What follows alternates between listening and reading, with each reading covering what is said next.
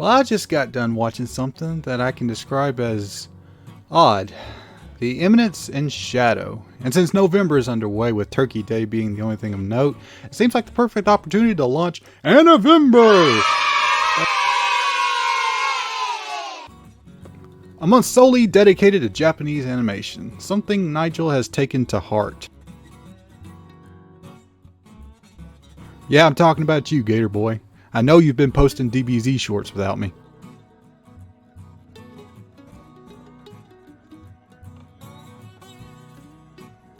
This is a team effort. I narrate, you stand there and be the face of the channel.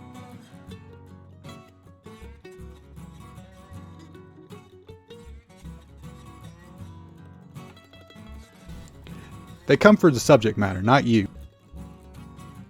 I did not say that.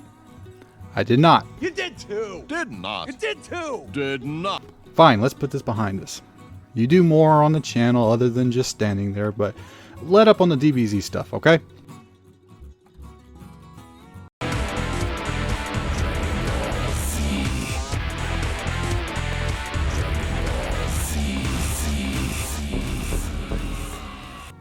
I saw that. Now back to topic. Normally I don't cover serialized shows because the story will span across multiple seasons and seasons vary in quality as they go on. Something Game of Thrones fans could attest to. So when I committed to this project, I was under the impression that this show was only going to get the one season, but after I got done recording and editing, I've done some more research and found out the show was already underway with the second season. Because the show became a sleeper hit. Which is really surprising considering what kind of hot mess this show is. Now I won't go into major spoiler territory, but I will talk about plot beats that run through the story, so if you haven't seen the show and want to go as blind as possible, Get out! Get out of there! let's just go ahead and take a bite out of it. From Eminence in Shadow, dumb title, is an anime series based off the light novel series written by Daisuke Asazawa, then adapted to manga and then an anime. Straight out of the gate, I would say this anime is just straight up batshit crazy. I've watched some pretty trippy shit in my time, like Bubble Bubble Blow, Bubble Bubble Blow, Kill la Kill, and Gantz. That last one was something pretty trippy itself. But this one is just weird. I can't speak for the light novel or manga, but it seems like it was written by a drunk monkey doing Jägermeister shots after binge watching Konosuba and Full Metal Alchemist. Let me explain. The story is a kid in modern day Japan wants to be an edgelord superpowered vigilante straight out of manga or comic books. But the closest he can get to is a Zack Snyder Batman. The first episode is fairly promising, opening with the class president and introducing the main character Sid Kagano through her perspective. Clever. Instead of a traditional introduction, you get a better idea of how the main character is perceived through other characters in the story. And he's odd. He keeps referencing to others as NPCs, main characters, background characters, etc., etc., being more in his own head and seeing past people instead of actually acknowledging their existence. And this keeps up until the girl that we've been following up to this point gets kidnapped, and she almost gets assaulted. I have to dance around it, YouTube and all. Luckily, Sid catches it all and dons his vigilante suit and saves the day the most brutal way possible, using crowbars as tonfa. And up to this point, the episode is blaring that Sid isn't normal. His shoes are weighted down. I mean, listen to this when he drops them in the locker. And he has a giant gym bag that clangs every time he sits down. Seriously, nobody thought to look in that gym bag to see what was making all the damn noise? Isn't it supposed to be one of those yuppie upper class schools with metal detectors on the door? Sid really throws himself into this vigilante style. Sid dedicates his entire life and being to this anti-hero dream of his, keeping his normal life bland and boring as humanly possible so he can remain in the background. It's been done before, an anti-hero trying to balance his regular life with his mass vigilante days. It's kind of giving me Code Geass vibes, and I really like that show. Well, that's until our protagonist gets creamed by a bus. Yeah, he gets reincarnated into another world as a baby, meaning this show is yet another isekai. Not like we've had enough of those already. For those who don't know about this terminology, an isekai is more or less a story where a regular schmuck from our world gets transported to another world with some special gift that makes them OP or special in that world. Look to American movies like Last Starfighter, Neverending Story, or Forbidden Kingdom for examples. After Sid is reincarnated into the other world, the show starts proper. In fact, after the first episode, the show is completely different.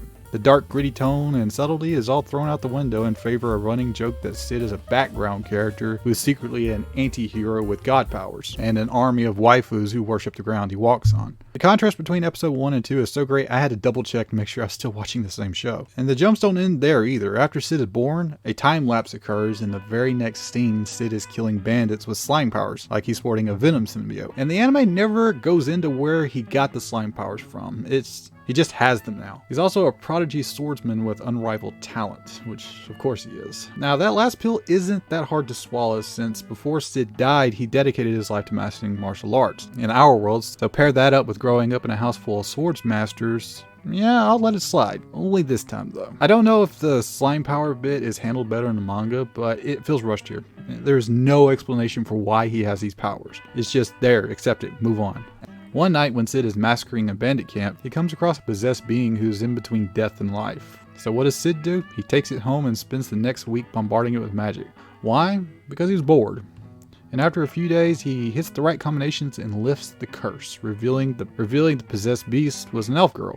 And Sid, being Sid, wanting to look cool and persist his anti-hero persona, starts spinning a tale how he is a being who ferrets out evil from the darkness, coming up with some of the most cliche dialogue you could possibly think of. You're free now. Back to normal. What do you mean? You did this? What curse? Yes, it was a curse that was... a terrible curse that was cast upon all the hero's descendants. However, he almost drops the ball when the elf starts asking questions like, what happened to her? Who is he fighting? Why does he act like a dork? She didn't say that last part, but in my version she does.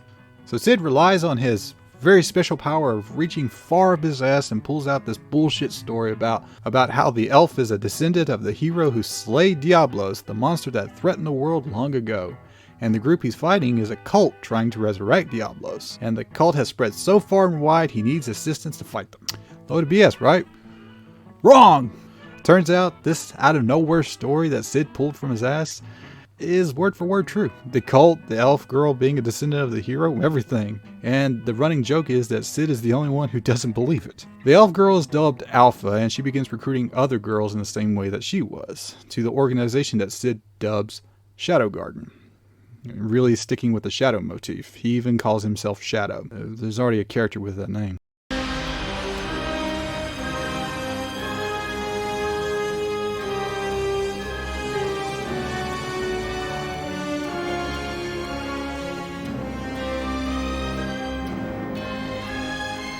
Another time skip happens, and the group has grown to about 7. A little trouble has stirred up, and Sid's sister, Claire, has been kidnapped by the cult of Diablos.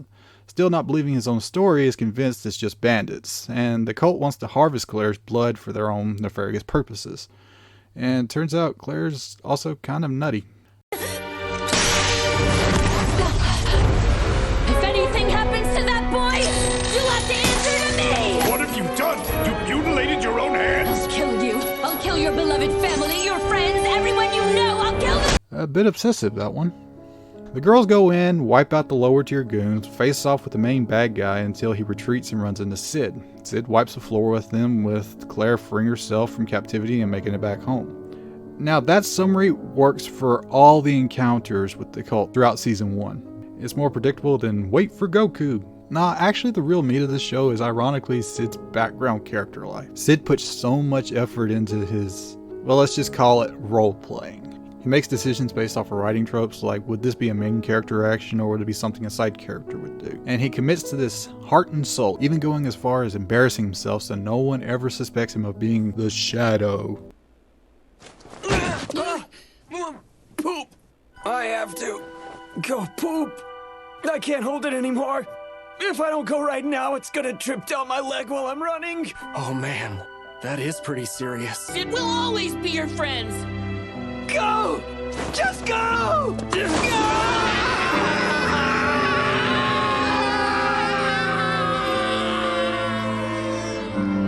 Okay then.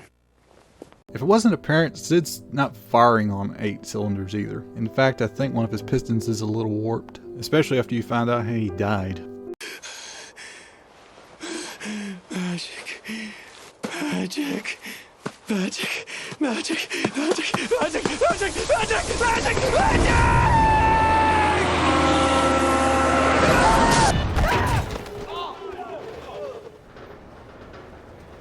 What the hell were you thinking? Yeah, not all there. But it does make for interesting entertainment, don't get me wrong. And one of the side goals that Sid has is getting rejected from the most popular girl in school, Princess Alexia.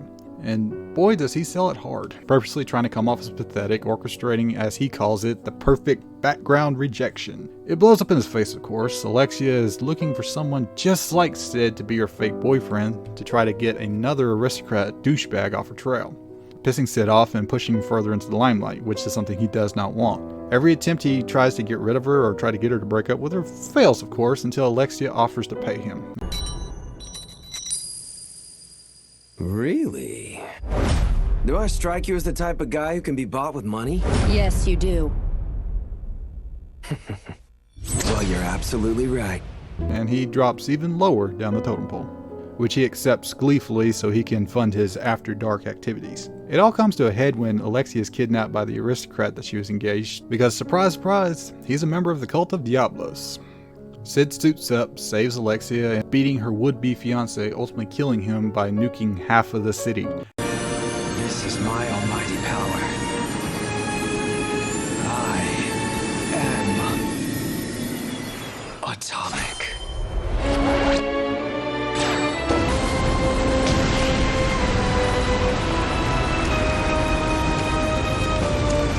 After this point, I will admit, I lost any and all interest in the fights of the show.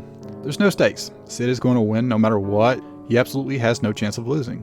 It wouldn't be so bad if the fights were still keeping in the satire tone the rest of the show was using, but the show won't take it that way. It takes its fights super serious for some reason. It just feels misplaced, leading me to the conclusion that this show doesn't know what it wants to be, whether it wants to be a satire or a serious action show. But I will admit, a lot of the satire is pretty funny. For example, the girls in Shadow Garden took the stories Sid told about his world and made it into profit, like Gamma starting chain stores, fast food restaurants, and by the end of the season was making Model A cars, pushing the world into industrial age. And Beta became an author and pretty much just plagiarized all popular media from Sid's world, ranging from classics like Romeo and Juliet all the way to manga like Dragon Ball Z, making millions and becoming world famous. And the joke that Sid didn't make a single cent off of any of these projects, all because he must remain the background character. There are characters that aren't part of the satire bits and are plot central, like the three princesses, Iris, Alexia, and Rose. Iris and Alexia are sisters with a rivalry, and Rose is a princess from a foreign land. Each contribute to the main plot in their own way, like Iris is the best fencer in the kingdom, and she's pretty much just the top of every committee or whatever, the head of the Crimson Knights and all that jazz. But as the show goes on, she gets humbled each time she comes across Sid and his gang, getting knocked off her pedestal, and finding that there's people stronger than she is, and just completely upending her world. Alexia, after kidnapping, starts to investigate and uncover mystery. Oh, shut up. Alexia, after her kidnapping, starts to investigate and uncover mysteries behind the cult of Diablos, tumbling down the rabbit hole as the show progresses. And Rose, by the end of the show, gets embroiled in a coup attempt that almost leads to all-out war. All interesting plots, but any and all tension is undone by the lackadaisical nature of Sid's satire.